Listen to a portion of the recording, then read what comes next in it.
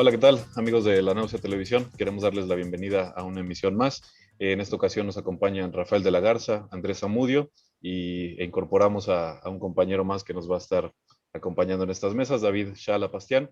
Bueno, queremos, más allá de agradecerles que nos acompañen en una ocasión más y recordarles que se suscriban a nuestras redes, al canal de YouTube, pues queremos abordar un tema que ha sido significativo en estos últimos días y pues, sobre todo por las repercusiones que ha tenido, no nada más en términos del contexto particular que vamos a discutir, sino en términos internacionales, y que tiene que ver precisamente con las movilizaciones que se han dado en Colombia a partir desde el 28 de abril pasado y que continúan hasta el día de hoy. Tenemos el privilegio de que Andrés se encuentra en la ciudad de Manizales, precisamente en Colombia, y ha estado de una u otra manera involucrado en lo que ha pasado en fechas recientes. Entonces, bueno, aprovechamos para armar esta mesa de inmediato y poder tener algunas impresiones más generales acerca de lo que ha acontecido en los últimos días. Yo quisiera poner nada más un par de cuestiones de contexto de carácter general para quienes no están enterados de lo que ha sucedido en fechas recientes y a partir de ahí pues darles la palabra a nuestros compañeros. Tenemos básicamente un movimiento que viene presentándose desde finales del 2019 y que se había interrumpido por la pandemia a raíz de, bueno, la continuidad de políticas neoliberales que se vienen implementando en Colombia desde hace décadas y que, bueno, ha generado un descontento social de bastante importancia, en el que evidentemente le vamos a pedir a Andrés que nos pueda abundar un poco en sus siguientes participaciones. Bueno, esas movilizaciones se recrudecen a partir de una propuesta de reforma tributaria propuesta al Congreso de Colombia por parte de la presidencia de Iván Duque, que implica básicamente el aumento de la carga fiscal de los sectores más pauperizados de la sociedad colombiana, las clases medias, las clases bajas, y que, bueno, de una u otra manera no es más que la repetición de esquemas que hemos visto en el pasado, desafortunadamente para muchos países de nuestra región. Y sin más, le pediría yo a Andrés sus primeras impresiones respecto al conflicto, él que ha estado in situ, que nos pudiera comentar un poco acerca de la situación que se vive actualmente. Hola Héctor y saludos a los compañeros. Gracias por compartir una vez más estas reflexiones tan importantes. Y sí, bueno, creo que para hablar del conflicto que se está efectuando en estos momentos en Colombia, pues es importante hablar ahí de los antecedentes más inmediatos, ¿sí? Y recordar justamente que antes de la pandemia se estaba precisamente organizando un paro nacional. Colombia viene movilizándose de manera bastante fuerte desde la llegada de Iván Duque en el 2018. Hay que entender justamente lo que significa la llegada de Iván Duque en el sentido de que de alguna u otra forma es el regreso al poder de Álvaro Uribe, que pues todos conocemos perfectamente su trayectoria y el legado que incluso hasta en México hemos disfrutado, ¿sí? Entiendas el sarcasmo, ¿cierto? Eh, significa el regreso de Uribe y de alguna forma la desmantelación de un proceso de paz instaurado con Santos que va bastante avanzado y que vuelve a poner en el escenario las masacres de líderes sociales y campesinos en Colombia, ¿sí? Un retroceso brutal en el sentido de la violencia que obviamente empieza a indignar a muchos sectores en el país por una parte, y como bien mencionas, pues también eh, eh, el recrudecimiento más bien, ¿no? La profundización con políticas neoliberales, ¿no? En el 2019 aprueban una primera reforma tributaria con una extensión fiscal de entre 9 y 12 billones de pesos colombianos, eh, que obviamente empiezan a desfinanciar sectores que son claves, que por sí vienen pauperizados desde hace años, como la universidad, que es algo por lo que se viene peleando desde hace mucho rato acá en Colombia, y pues que empieza obviamente a afectar fuertemente por la forma en que justamente hace perder el poder adquisitivo a la clase media en Colombia, ¿no? Entonces, se venía gestando antes del comienzo de la pandemia un paro nacional justamente por todos estos antecedentes, y justamente se atraviesa la contingencia sanitaria y eso queda pues ahí en espera, ¿no? En espera, porque es imposible articular la movilización social en ese contexto.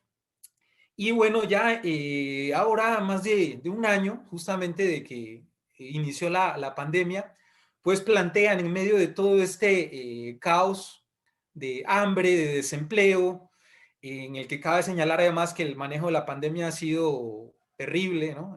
Los subsidios se le dieron a los grandes banqueros, al sector financiero, ¿sí? El dinero público se transfirió a empresas privadas del sector financiero. Lo único que hicieron realmente fue rapiñar a propósito de la situación y bueno, la gente está sufriendo, mucha gente realmente sin tener nada que comer, sin tener acceso al trabajo, una situación muy precarizada y en medio de eso pues deciden proponer en el Congreso otra reforma fiscal que pretende gravar el 19% de la canasta básica, gravar ingresos a personas que ganan aproximadamente como $650, que serían por ahí como 10,000 pesos, 10,000 pesos mexicanos, ¿sí? Que es realmente eso, aunque para ciertos cánones como la OCDE puedan estar por fuera de la pobreza, pues sabemos realmente que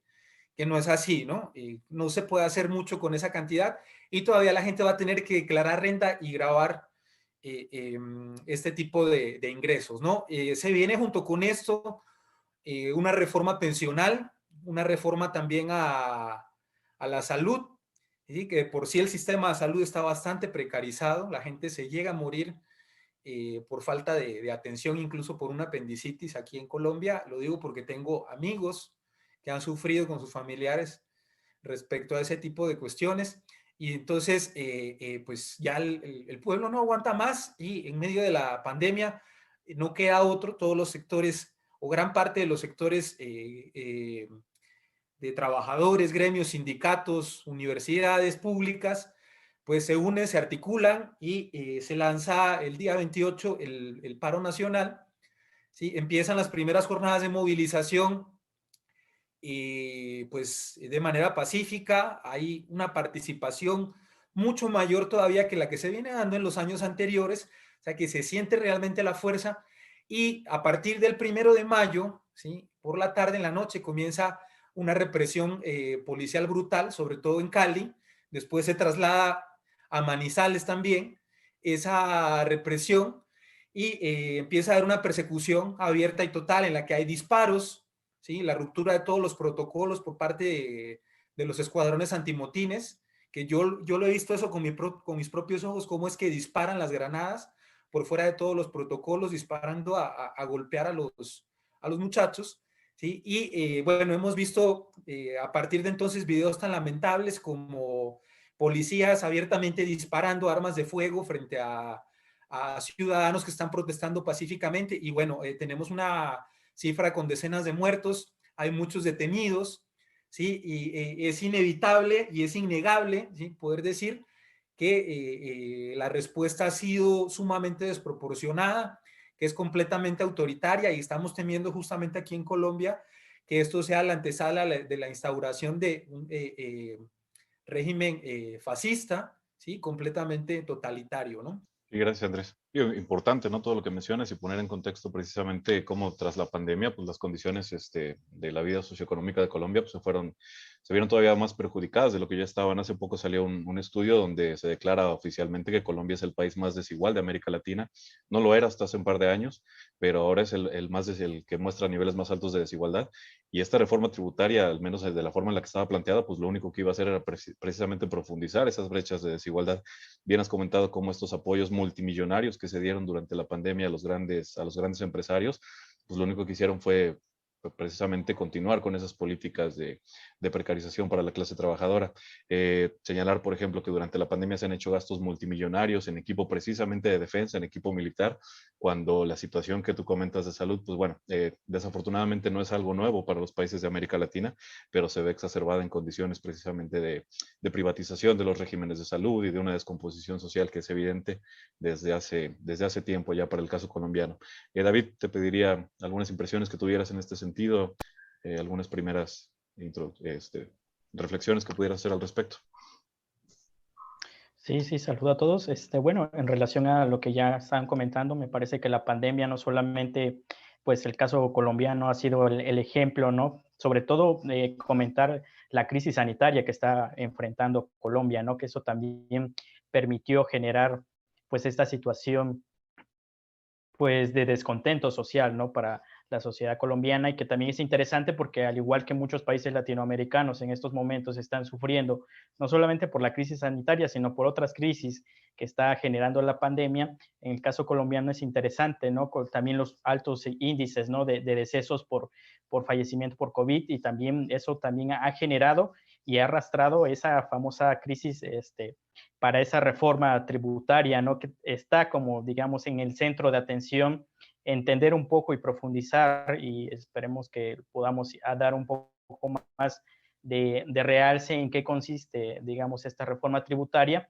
que, digamos, a nivel internacional la prensa solamente ha dado como ese seguimiento, ¿no? Solamente se conoce que ha sido como resultado de esa crisis tributaria y sobre todo, pues, señalar que, como bien lo ha comentado Andrés, ¿no? Pues la represión en estos momentos, pues es muestra y síntoma más de este surgimiento, de este ascenso, de estos regímenes totalitarios que se pensaría que ya habían desaparecido, se habían desplazado del escenario latinoamericano, ¿no? Y al igual que otros, eso lo dejo para como primera impresión, ¿no? Sí, gracias, David. No, y fundamental en este sentido señalar el hecho de que, como bien comentas, todo el mundo pone la mirada sobre la reforma tributaria, pero el ejemplo inmediato que se nos debe venir a la cabeza pues es el caso chileno, ¿no? Cómo empiezan estas movilizaciones con los aumentos al transporte público y aun cuando hay una marcha para atrás, una marcha atrás por parte del gobierno, en su caso de Piñera, como lo hay ahora aparentemente para el caso colombiano, las movilizaciones al parecer van a seguir en la calle precisamente porque el grito en Chile era no son los 30 pesos de aumento al transporte público, sino 30 años de políticas neoliberales que tienen a la sociedad de una manera, bueno, que todos sabemos cuál es, ¿no? Rafa, igual tus primeras impresiones en este sentido para que podamos profundizar un poquito más. Un gusto estar aquí con ustedes, con Andrés, desde Manizales, Colombia, con Isael y contigo, y con nuestros seguidores y con la gente que amablemente nos sigue y nos ve. Efectivamente, yo creo que ahondando un poco, contribuyendo a lo que se planteaban en términos del contexto, yo empezaría con 1998, que me parece que es el año en que el Plan Colombia inicia en ese país, y que básicamente es una propuesta de militarización, ¿sí? Con el argumento, en este caso, del control de las drogas, que como sabemos, pues básicamente tiene una intención que no ha cumplido, porque en realidad pues, no es ese el interés del Plan Colombia, sino básicamente el control militar del subcontinente. El Plan Colombia se combina también con la habilitación de 7 u 8 bases militares en territorio colombiano. También, entonces, llama mucho la atención que si tienes todo este sistema que básicamente espía a todo el subcontinente, la droga siga saliendo, la cocaína siga saliendo de Colombia a toneladas, ¿no? Para inundar no solamente los Estados Unidos, sino el mundo entero. Entonces, en ese sentido, el proceso de militarización cobra fuerza con la llegada de Uribe Vélez. No, Uribe es un personaje básicamente que trabaja con los estadounidenses, que conforma fuerzas paramilitares para enfrentar y aquí a un actor político que viene desde los tiempos de Gaitán y que tiene que ver básicamente con la aniquilación de la oposición política. ¿Sí? Y estos paramilitares que organiza Uribe y otros finqueros terratenientes de Colombia están dirigidos básicamente a llevar a cabo una guerra sucia contra los grupos guerrilleros que tenían básicamente en aquella época una buena parte del territorio bajo su control. Entonces, yo creo que el neoliberalismo en Colombia tiene un giro que estamos empezando a experimentar en otros países y que tiene que ver con el control del Ejército Nacional desde el Pentágono, pero de un control prácticamente absoluto. Y esto se derrama y entonces básicamente se acaba con la oposición al neoliberalismo, se ataca a los luchadores sociales, ¿sí? Y eventualmente este proceso es un proceso que culmina básicamente en la exacerbación, ¿sí?, de la violencia. Y en este contexto, Duque llega con la herencia de Santos de la negociación con un sector de la guerrilla, pero a pesar de la firma y de la entrega de armas, lo que tenemos es básicamente masacres, ¿no? Y con esto termino. Voy aquí a dar algunos datos que Pedro Brieger, este periodista argentino, publicó en un texto en Rebelión que se llama Colombia, un país que sí existe. Y en él básicamente nos dice que en lo que va de 2021 se han producido 30 masacres y alrededor de 120 personas asesinadas. Esto está documentado por el Instituto de Estudios para el Desarrollo y la Paz, que se suman a las 91 masacres de 2020. O sea, ni siquiera en la pandemia eso se detuvo. ¿Sí? Además de 50 líderes sociales, indígenas y defensores de derechos humanos. Súmele además que entre 2015 y 2019, Colombia ocupa el primer lugar en víctimas de desplazamiento forzado dentro de un mismo país, ¿sí? Solo superado por Siria, que tiene una guerra. Y con respecto a los acuerdos de paz firmados en 2016 por Santos, ¿sí?, desde entonces a la fecha tenemos el asesinato de 276 excombatientes. Entonces es sistemático, no es accidental. ¿Sí? Entonces, si Santos tenía la intención de neutralizar a la oposición armada e incorporarla a la política nacional, Duque básicamente patea el tablero y se olvida básicamente de eso y abre un espacio para que se empiece a asesinar selectivamente a cuadros de exguerrilleros. Entonces, este es el contexto. Es un contexto realmente apabullante y es en ese contexto en el que el señor Duque se le ocurre hacer una reforma para darle una vuelta de tuerca más a esto, ¿no? Entonces, yo creo que la respuesta ha sido contundente, se detuvo por la pandemia, como bien decía Andrés, porque empezó antes de la pandemia, pero, como decía por ahí, un texto decía, si el COVID es peligroso, imagínense lo peligroso que son los políticos a los que queremos echar y por los que estamos protestando. Gracias, Héctor. Sí, Rafa, y me parece que esa es la justa dimensión del problema, ¿no? Precisamente analizar cómo, digo, si mencionaba yo el caso chileno hace un momento, creo que la gran diferencia va a ser precisamente esta política de militarización respaldada abiertamente por el gobierno de los Estados Unidos, porque precisamente si pensamos que el caso chileno digo, sin afán de intentar adivinar qué es lo que va a pasar, pero si el caso chileno logró precisamente esta convocatoria de una nueva constitución, se ve más complicado precisamente para Colombia por este panorama que tú comentas. Los acuerdos de paz que se firmaron en el 16, digo que han sido celebrados por organizaciones internacionales como uno de los más avanzados en términos de justicia transicional y demás. Pues lo cierto es que en términos de incumplimiento por parte del gobierno, pues se ha visto en los últimos 3 o 4 años cómo no se ha cumplido ninguna de los acuerdos reparatorios a los que se había llegado.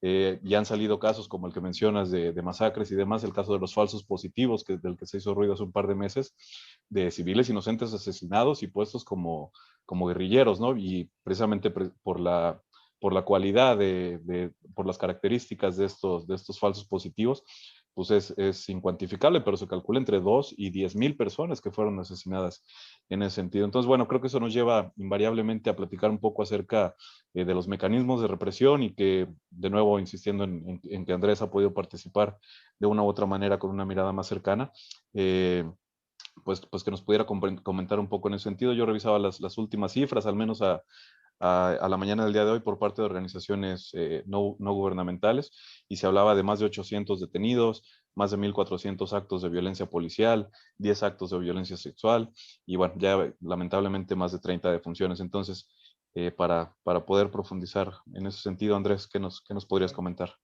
Claro que sí, Héctor. Inmediatamente tomo el tema y comento una cosa con respecto a a la participación del Pentágono que ustedes mencionan.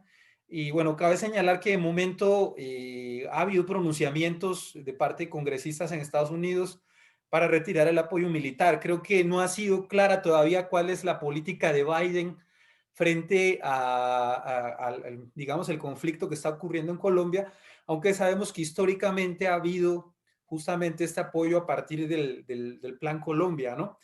Y bueno, señalar que el Plan Colombia sí efectivamente se interrumpió también de alguna manera con el proceso de paz que Santos instauró y que realmente, aunque no era un proceso de justicia transicional perfecto, se había avanzado mucho, ¿no? Se había logrado por lo menos de alguna forma disipar en gran magnitud la violencia en el campo y como bien mencionaban, pues eso fue lo que patearon y quitaron como tratando de instaurar otra vez la violencia, porque hay que entender que para este régimen la violencia es una forma de gobernar, ¿no? Ellos gobiernan cómodamente, justamente sembrando ese desorden violento, ¿no? Que es el que realmente les funciona y eso ha hecho que Uribe sea además del temor que le tiene a la Justicia Especial para la Paz, porque sabe que tienen que rendir cuentas en ese sentido, ¿sí?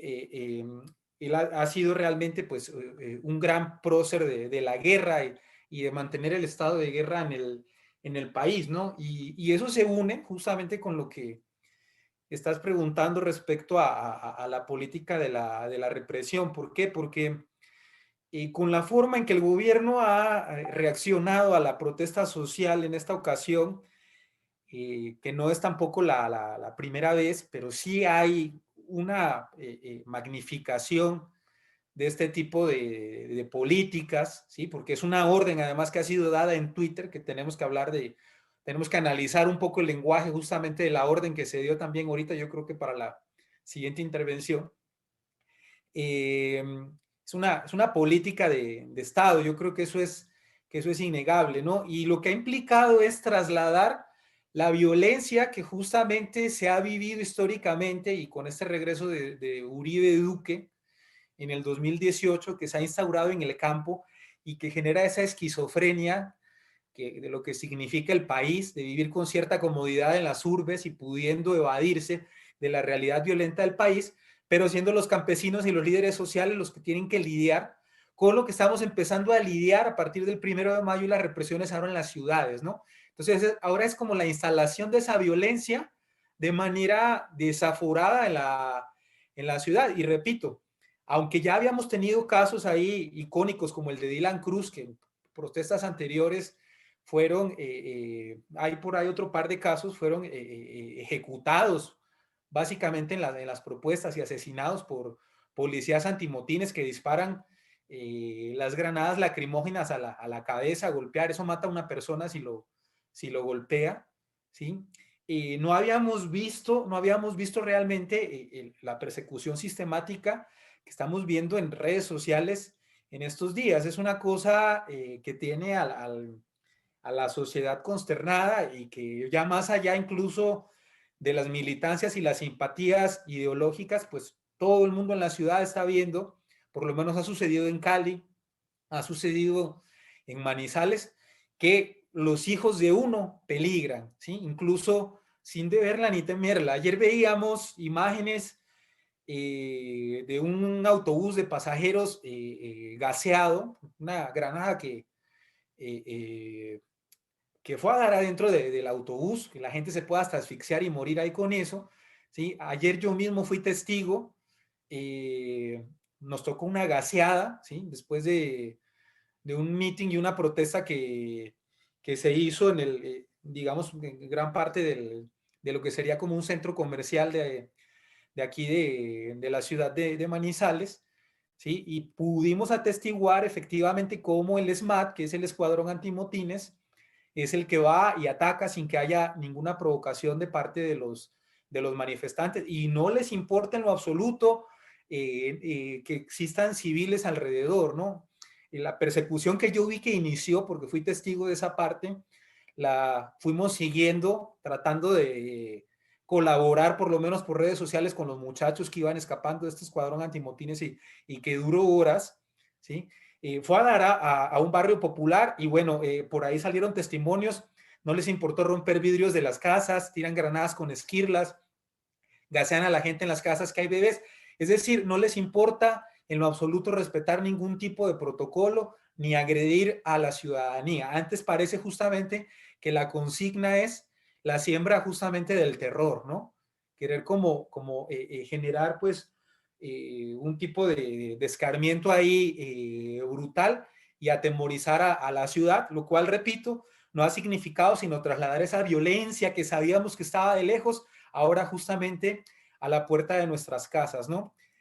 Ayer, desgraciadamente, pues pudimos ahí constatar por redes sociales que un muchacho fue asesinado de 2 tiros, ¿sí? Y se le negó incluso la asistencia médica de las ambulancias, ¿no?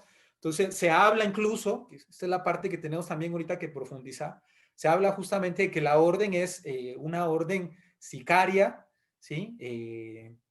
Que puede incluso hasta implicar una cuota que se le esté pidiendo a los policías que desgraciadamente están atreviéndose por órdenes del Estado y por órdenes militares a descargar sus armas contra un pueblo indefenso, porque esto es justamente lo que está ocurriendo, ¿no? Yo he visto las redes sociales, desgraciadamente en estos días el Facebook me bloqueó porque le pareció que la palabra hipócrita era una palabra de incitación al odio. Estoy bloqueado por eso hasta mañana y no he podido compartir en redes sociales lo que está ocurriendo, pero es impresionante ver la cantidad de alertas que se están emitiendo, justamente incluso en los comentarios de publicaciones de la BBC, de la propia revista Proceso, de publicaciones en todo el mundo, donde se está pidiendo un auxilio humanitario, porque aquí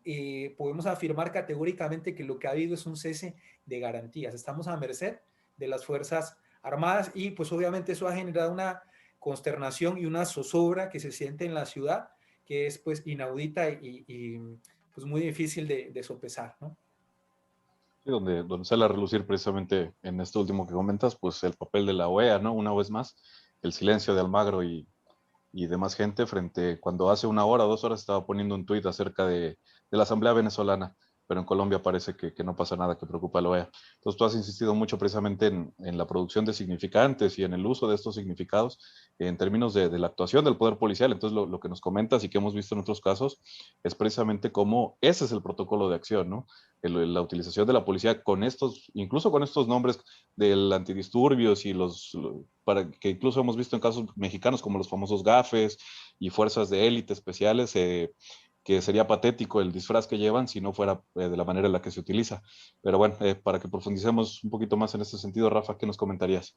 Sí, bueno, antes de intervenir, yo quería preguntarle a Andrés, que ha estado en las manifestaciones en Manizales, ¿se está manifestando la población en general o básicamente son jóvenes? Sí, hay una participación general, pero pues por motivos que para quienes hemos cursado por la universidad y hemos tenido libertad de jóvenes o novios, pues los muchachos son el blanco más fácil de estas represiones porque no ocurren en el momento de la manifestación global en la que sí está participando como nunca muchísima gente de todos los estratos, de todas las edades y de todos los niveles. Pero obviamente los muchachos pues son los que suelen ocupar por más tiempo los espacios y ha sido generalmente por la noche donde pues estos escuadrones antidisturbios y los grupos policiales, incluso grupos camuflados y vestidos de civil, ¿sí? Los empiezan a perseguir y a acosar, ¿no? Generalmente a esa hora, pues el resto de la gente ya se desmovilizó, pero ellos son los que siguen ahí ocupando las calles porque son los que tienen espíritu más combativo, ¿no? No obstante, cabe señalar que no necesariamente han sido ellos los que han generado los actos vandálicos de los que se le culpa. Y bueno, ya para darte la palabra y no extenderme con esto, pero que es un dato interesante, ¿sí? Hay quienes señalan que, bueno, esto tampoco hay que tomarlo como un dato científico, ¿no? Pero hay quienes señalan mucho el odio que Uribe siente por la juventud, dado que sí es bastante evidente que es una generación en la cual no ha podido digamos, tener un impacto con respecto a su ideología política, ¿no? Los muchachos de la universidad acá incluso lo han repudiado públicamente cuando ha venido a la ciudad, y bueno, Uribe ha entrado en confrontaciones incluso con los profesores de la universidad, haciendo acusaciones de que no les enseñamos a debatir, que tenemos a los muchachos adoctrinados, y pues parece ser que esto le ha dolido mucho porque Manizales solía ser una ciudad conservadora que de alguna forma ha dado un giro político gracias a la universidad justamente, ¿no? Entonces esto, dicen algunos, es algo que lo tiene sumamente irritado porque no puede aceptar que ese bastión conservador realmente ahora lo desprecie y lo deseche de la ciudad, ¿no? Entonces, algunos ven esto como un acto de venganza principalmente hacia los jóvenes, ¿no? Y a los jóvenes universitarios, claro. Y recordar, nada más, si me permiten hacer el paréntesis, que uno de los motivos de que iniciara la protesta en el 2019 fue precisamente este intento de reforma más de carácter laboral, que nos recordaba mucho a la del 2012 impuesta aquí en México, que precisamente señalaba estas nuevas formas de contratación y el pago del 75% de salario a jóvenes que tuvieran su primer empleo. Y bueno, creo que nos indica un poco por dónde va el sentido de la protesta, Rafa. Sí, sí, esto de los jóvenes es importante porque no lo encontramos en Chile, en fin, básicamente en todos los países latinoamericanos, y no es tan difícil entenderlo. No es solamente porque los jóvenes no tengan nada que perder, porque los jóvenes tienen una mayor densidad moral, no, no, es porque básicamente las consecuencias del neoliberalismo les ha cerrado todas las puertas a los jóvenes, ¿sí? Y los ha estigmatizado. Entonces, claro, son estos jóvenes que además son hijos, sobrinos, hermanos de personas que están sufriendo directamente estos recortes en sus derechos laborales, y entonces pues básicamente nos sorprende. Esa era la razón por la que yo te lo preguntaba. Me parece que la situación es muy delicada porque, para empezar, Duque, léase Álvaro Uribe, no, esto no hay que olvidarlo, echó para atrás la reforma, ¿no? Renuncia el secretario de Hacienda, tengo entendido, no sé si fue ayer o fue hoy que renunció, ¿no? Y básicamente Duque está diciendo, bueno, está bien, ¿no? No hay problema, etcétera, ¿no? Yo creo que eso no va a parar las movilizaciones porque el problema es más de fondo, ¿sí? Estas reformas son digamos, más reformas de las que ya anteriormente había habido, ¿sí? Y el descontento es enorme porque, sobre todo, Uribe sigue en la política y sigue mandando en la política cuando, sí, se le ha denunciado, se ha demostrado su participación en una serie de ilícitos siendo presidente de la República. No diga usted cuando era lo que siempre ha sido, un terrateniente, un finquero con veleidades fascistas, ¿no?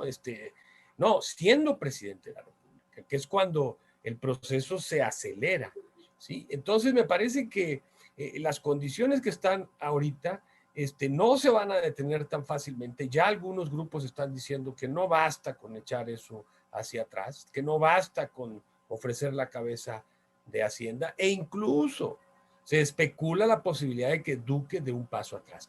Pero esto sería para mantener el liderazgo conservador de Uribe. Ojo, estarían ese sector que está fuertemente aliado con el Pentágono, ¿sí? Con Estados Unidos, y que no creo que cambie, Andrés, sea Biden, sea quien sea. Recordemos que Obama profundizó esto, ¿no? Porque básicamente Uribe es este personaje que garantiza, por un lado, la represión en el campo con el paramilitarismo, ¿sí? La otra es la fuerte presión con esos mismos paramilitares hacia gobiernos non gratos para el imperio, como sería Venezuela, ¿sí? Y evitar una confrontación de ejércitos nacionales, sino de paramilitares, ¿sí? Que básicamente incursionen en las zonas fronterizas para provocar al ejército venezolano. Entonces, en realidad, yo no sé hasta dónde este movimiento, estas protestas, puedan mantenerse y básicamente apuntar al corazón del sistema político que es Uribe y su camarilla junto con el gobierno estadounidense. Esto es algo que veremos, pero a mí me parece que las protestas son bastante fuertes y evidentemente la represión es pues al mejor estilo militar. Las policías las desconocemos. Creo que hablamos en un programa aquí sobre brutalidad policíaca y entre otras cosas pues definíamos que la brutalidad policíaca ahora es consecuencia de la militarización de las policías y también de la derechización, de la fuerte derechización de los gobiernos conservadores en América Latina. Entonces, bueno, estas escenas que tú mencionas, pues son básicamente, se están convirtiendo en moneda corriente. Eso es lo que yo quería comentar. Gracias, Héctor. Sí, básicamente esta renuncia del ministro de Hacienda que comentabas, mucho tiene que ver a lo mejor con proteger a esta persona, porque por lo que había escuchado es uno de los uribistas más cercanos al régimen, además de candidateado para estos organismos internacionales, digo, un economista neoclásico de cepa. David, se nos había caído la conexión por un ratito, pero bueno, dialogábamos sobre precisamente el carácter de la represión. ¿Qué quisieras abonar en este sentido? Sí, me parece que de algún sentido, pues la represión pues está a su punto más álgido, ¿no? En el caso colombiano, y como ya lo decía y lo está testimoniando Andrés, pues nos demuestra aún más la presencia de este tipo de estados, ¿no? Que conforme se presentan este tipo de movilizaciones, aparece este aparato que es los militares principalmente, y sabemos que Colombia en ese sentido ha sido un país donde la violencia históricamente ha estado como más que institucionalizada, ¿no? Ya no, digamos, ese pasado histórico que tiene, y me parece que de alguna otra manera, pues estas movilizaciones vamos a ver aún más la presencia de una violencia más a otro nivel, ¿no? O sea, porque desconocemos todavía los datos, digamos, que se tienen hasta el momento, se saben, digamos, estimaciones por estas organizaciones, de las organizaciones civiles que no están dentro de esto, incluso las redes sociales solamente mantienen, digamos, una forma de comunicación muy centrada en datos muy concretos, que ya lo habías comentado, Héctor, y me parece que este tipo de movilizaciones sí pueden ocasionar no solamente una violencia que parece ser que siempre va a estar marcada en este tipo de movimientos sociales, ¿no? Sí, y como bien mencionas, insisto, con el caso chileno, ¿no? O sea, fueron movilizaciones por meses antes de que se pudiera lograr este consenso respecto a una nueva constituyente, entonces muy probablemente veamos un caso similar para el caso colombiano, con la salvedad, evidentemente, de que la represión está siendo más burda o más brutal en ese sentido.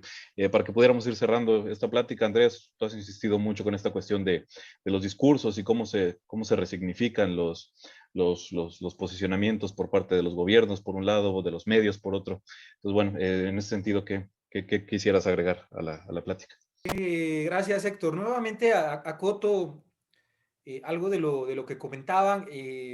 Yo no sé realmente cuál pueda ser la política de Estados Unidos frente a esto, la definitiva, ¿no? Y bueno, coincido con Rafa en que realmente la complicidad históricamente quizás se puede inclinar más hacia justamente lo que él menciona, ¿no?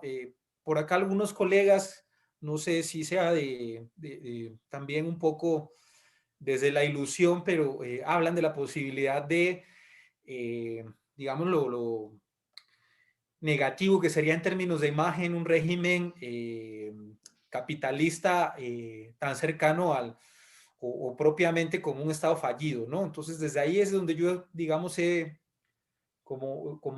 escuchado las justificaciones con respecto al disenso entre Washington y lo que está haciendo Uribe ahorita en este momento, ¿no?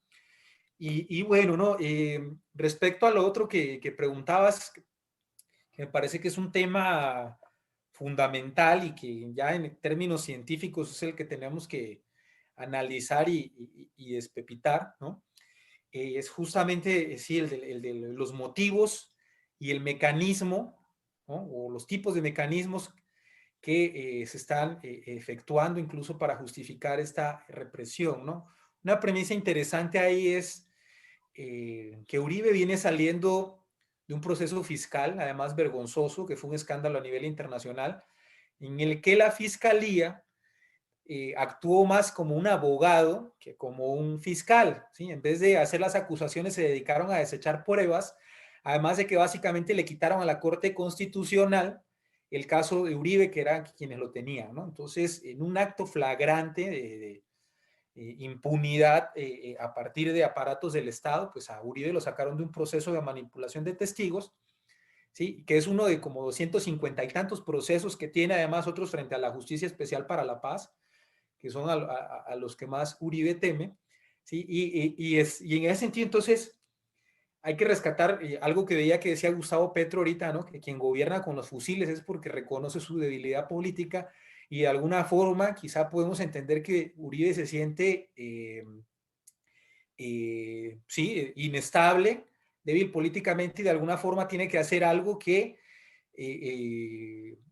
digamos, sostenga su hegemonía y lo está haciendo a partir del uso de la violencia, ¿no? Llamó mucho la atención, puso a todo el mundo, a todos los analistas, un tuit que Uribe escribió y en el que hablaba de un concepto que de momento pues muy pocos entendieron, el de la revolución molecular disipada y de alguna forma atribuía a la revolución molecular disipada, digamos, el problema, ¿no? Y señalaba la revolución molecular disipada como el origen de la violencia y como el enemigo justamente al que había que combatir. Y en ese mismo tuit decía fortalecer a las Fuerzas Armadas, ¿no?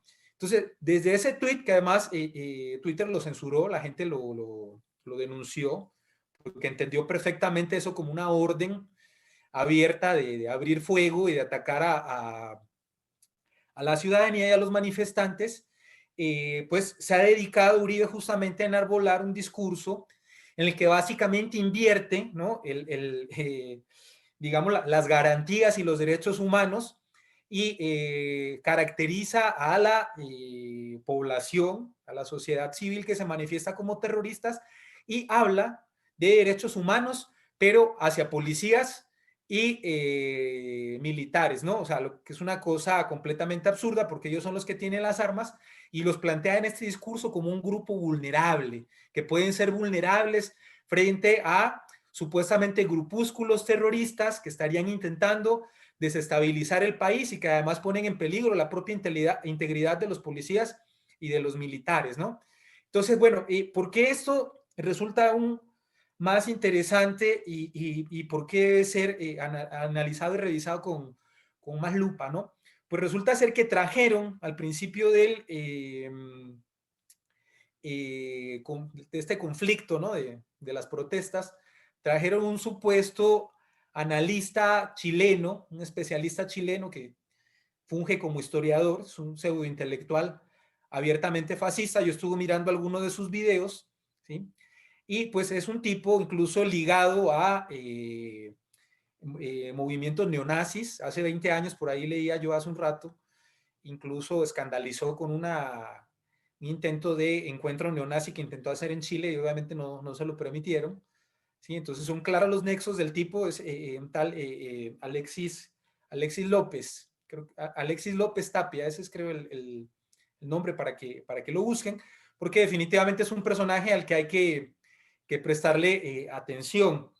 Y este tipo justamente utilizó este concepto, que además es un concepto filosófico, tergiversado y malinterpretado del filósofo francés Félix Guattari, que ha trabajado junto con Deleuze un tema de subversión, pero que es de subversión, un nivel de revolución de conciencia, no tiene nada que ver con armar desmanes sociales ni políticos. Antes eso lo critican muchísimo Deleuze y Guattari, ¿sí? Es un término que deriva de la microfísica del poder, que tiene que ver con el deseo, con la formación psicoanalítica además que tiene Guattari, en una revolución de conciencia frente a modelos de consumo, ¿no? Eso es justamente el término de revolución molecular.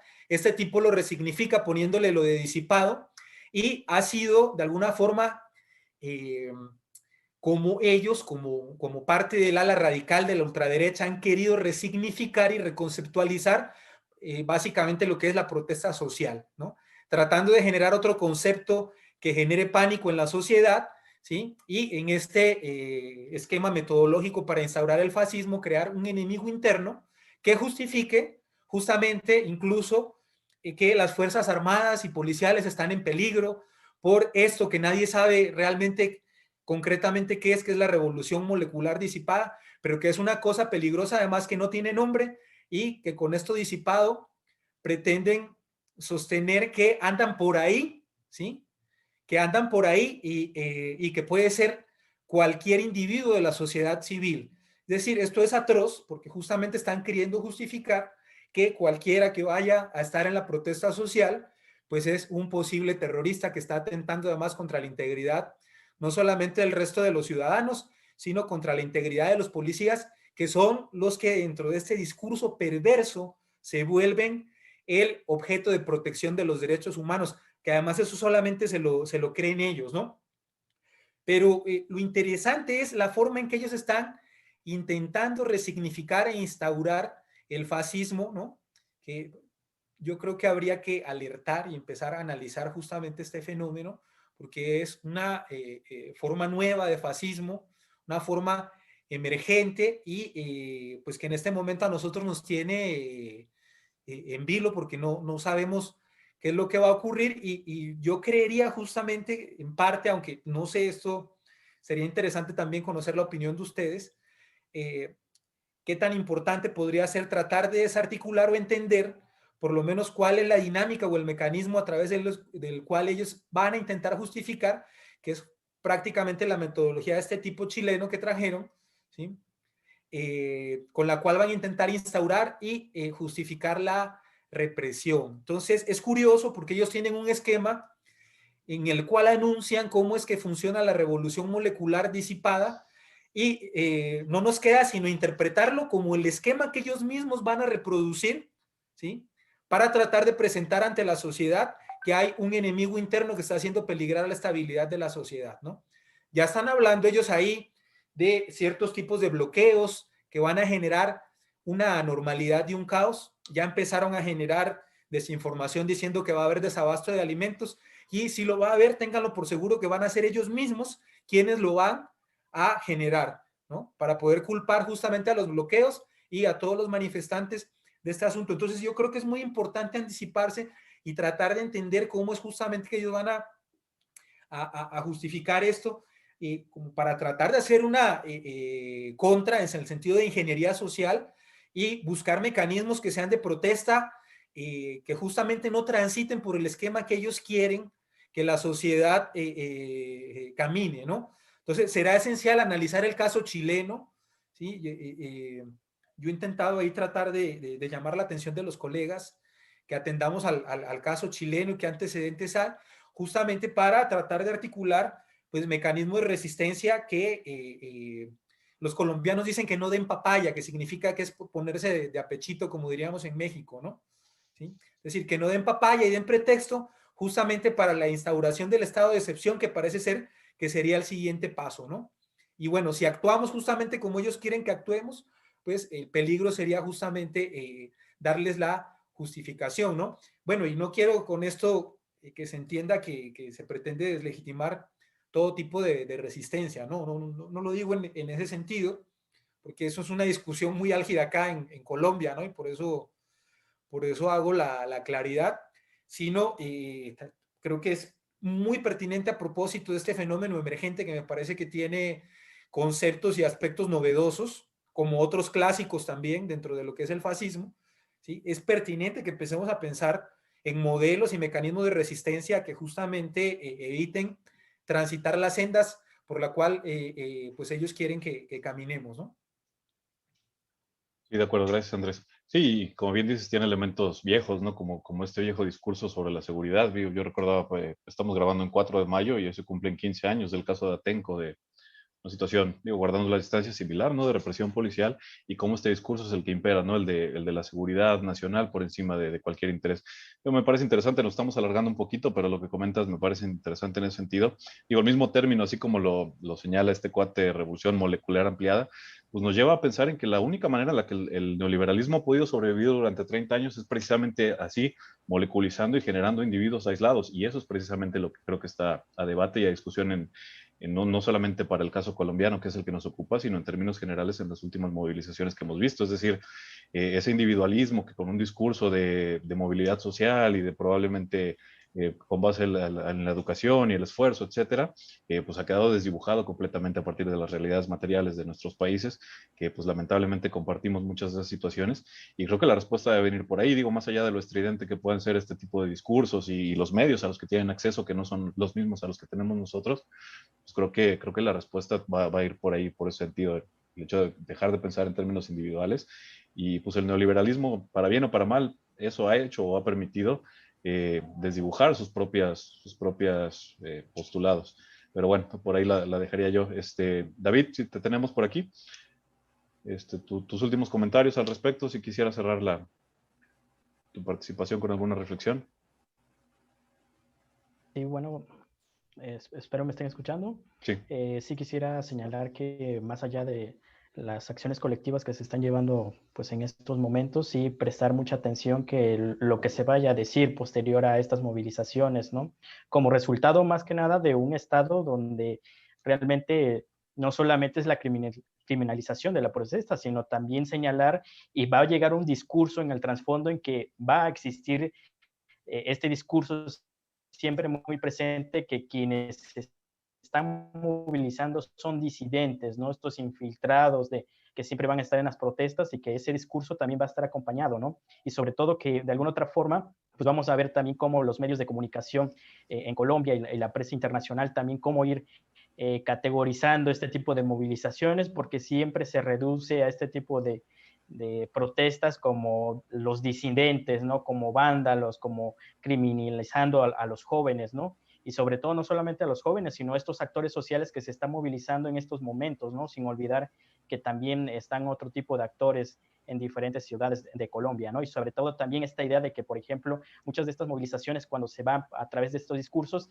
siempre es esta idea de que están organizadas o financiadas por disidentes, por ejemplo, lo más cercano con el ASFAR, ¿no? O pequeños grupos paramilitares que tratan de oponerse a este tipo de estados, ¿no? Que también eso sería como también hacer un fuerte análisis de esta parte discursiva, ¿no? Que también como resultado de muchas de estas movilizaciones, y que en el caso chileno también vimos, ¿no? Cómo estos discursos también son operantes, y también el caso mexicano, ¿no? Cuando surgen estos procesos de movilización, ¿no?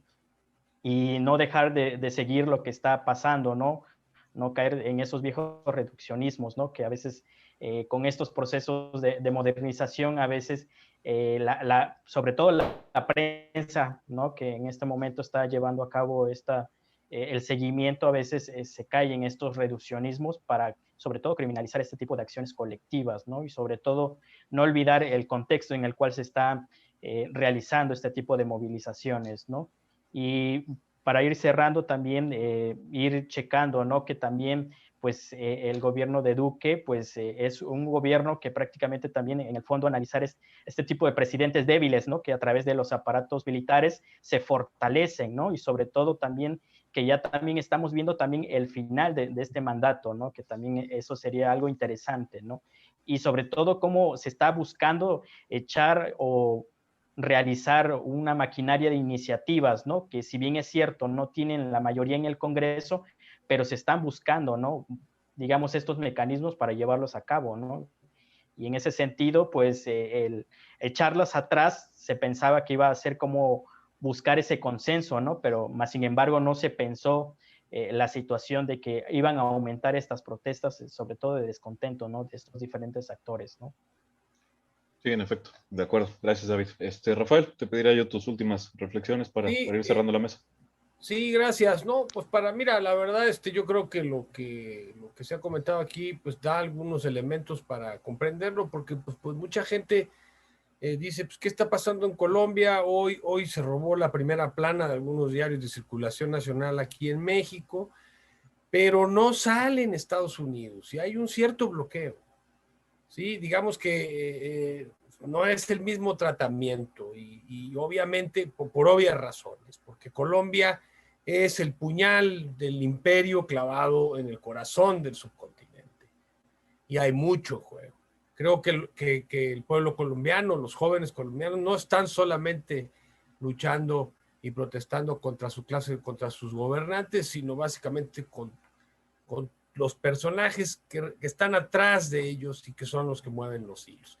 Yo quisiera, si me permiten, compartir una pantalla para que ustedes, pues para ver un poco de cerca esto que obviamente Andrés ya no, lo ha visto más bien muy de cerca, pero me llamó la atención la manta, digamos, y las frases, ¿no? En donde vemos ya una fuerte convicción en la idea de justicia, ¿sí? Y de que muchas veces la justicia no se logra, lamentablemente, más que con cierto grado de violencia.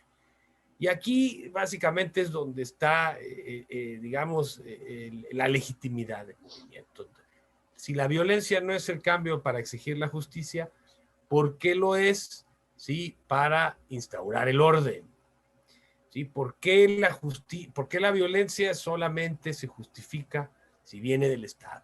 Y aquí estamos básicamente tocando uno de los puntos centrales de estos estados liberales, sí, en decadencia, básicamente que su única opción ha sido desnudar la violencia que antes se ocultaba de manera, sí, pudorosa, con cierto pudor. Eso ya se acabó, ¿sí? En realidad, el pueblo, la gente tiene también el derecho a usar la violencia para defenderse, ¿sí? Y esto es algo muy importante que no podemos olvidar. Y luego aquí a un ladito dice, no, el típico de, no, son unos cuantos, es una manzana podrida. Dice, no es una manzana, es todo el árbol, ¿no? Estamos todos. Y este sentimiento es importante porque le da mucha fuerza. Vemos gente con cubrebocas, mujeres, obviamente, entre los jóvenes y las mujeres, y sobre todo muchos jóvenes, ¿no? Y se puede ver que hay mucha gente protestando. Entonces yo creo que esto resume, en cierto sentido, ¿sí? Lo que se está viviendo en Colombia. Nosotros, en realidad, vaya desde aquí y aprovecho que está aquí Andrés, un buen amigo, un veracruzano ejemplar, pues para que lleve este mensaje de, digamos, pues de apoyo, ¿no? Digo, yo sé que es una cuestión a lo mejor demasiado virtual, pero lo que ellos están haciendo, como lo están haciendo también en Chile, es muy importante para modificar este orden de cosas que básicamente está llevándonos a un pozo sin fondo para salvar a unos cuantos y para salvar, sí, un orden caduco que es insostenible si no es con la fuerza de los fusiles. Entonces, pues yo lo dejaría ahí. Creo que por el lado del fascismo y el neofascismo, pues lo dejaría ahí como para discutirlo en otra ocasión.